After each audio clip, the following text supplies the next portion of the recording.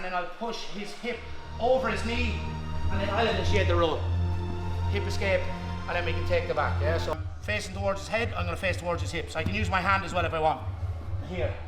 I just take a tight waist grip, and then I roll through, and I can start to take it back from here. So that's gonna be our 2 back takes that we're gonna work on.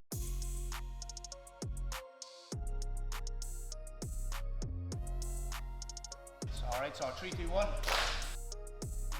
Let's start with a back take from turtle, right? So there's a couple of different ways of doing this. You can see that his elbows are probably going to be like inside his knees. If they're not, it's going to be a lot easier to get hooks in and open them up a little bit. So first thing I want to do is take this kind of like half kneeling position. I take a tight waist grip, then I put my knee inside and my knee and shin go to the floor.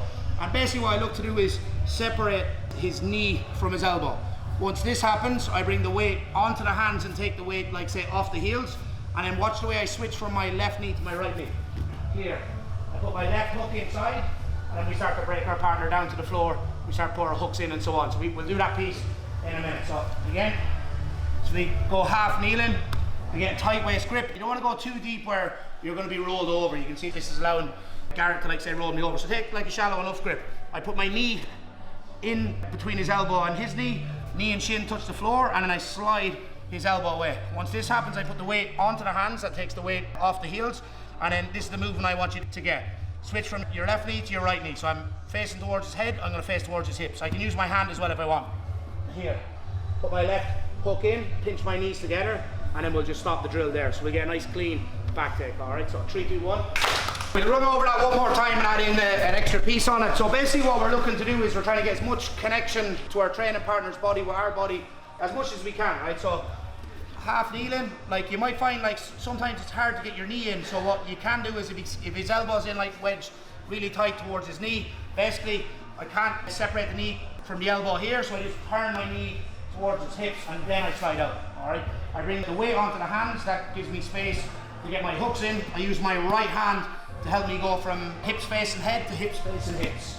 Here, I put my left leg over his leg, and we don't want to keep this loose, because if it's loose, Garrett will just stand up. So he'll stand up on his right leg, maybe punch an underhook and start to pass. So what we want to do is we want to keep a clamp around his hips. There's a few different ways this can go. The first one we're going to do is basically I hip escape here, I drag with my left leg, put my right leg again, hip escape again, second hook is in, and then we're on the back, yeah? In the middle of the setup, if I feel that Garrett starts to roll over his left shoulder, if you start to roll out, I just take a tight waist grip, and then I roll through, and I can start to take it back from here. So that's going to be our 2 back takes that we're going to work on, right? So we'll go back to the first one. So again, so bringing the weight towards the hands once I get separation from the knee to elbow. Switch, get your left leg in. If you find it hard, just put more weight in the hands. Pinch your knees tight. I'm going to take a tight waist grip, hand on the floor. I hip escape, Garrett's hips are on my lap, I drag with my left leg, I put my first hook in. Left foot goes to the floor, hip escape a second time, second hook in, and then we're on the back. Here. He's on like on my lap, drag, first hook in, hip escape, he falls into that empty space, second hook in, and now we're ready to attack the back. Yeah, so 3, 2, 1. The first one is so good because you just get so much connection to your opponent's body. So if your opponent stays in that position, you can get the back take that we were working. If your opponent rolls, we can follow him through. So again, separate the knee from the elbow, put the weight onto the hands so we create space where his heels are. My hand goes on the floor, I jump and switch. See where I have my hip or my knee on his hip. Bring my foot inside and pinch my knees tight. Now, I was trying to basically like break Garrett down towards the floor, but I just kind of see that he tucks his left elbow. So if I see Garrett tuck his elbow and drop his shoulder, it means he's going to start to roll. If I don't address this, so if you just try like roll and scramble, you know, we'll kind of end up in a position like this. Not the end of the world, but we don't get the back, right? So the way we're going to counter this is, I have a tight waist grip. When I see his elbow and shoulder like start to dip, I switch to a reverse tight waist here. All right, so once Garrett starts to roll, so I'll do it in real speed, so he tries to roll over his shoulder, I put his hip to the floor, here. My left leg is in.